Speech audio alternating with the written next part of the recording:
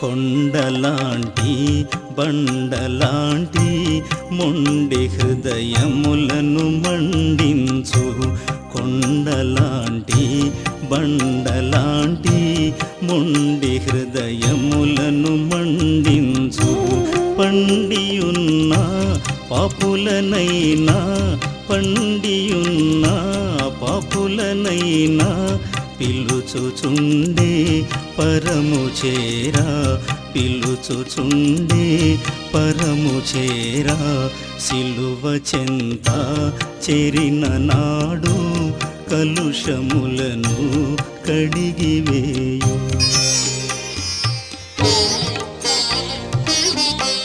కొంద గొర్రెల మందలు నుండి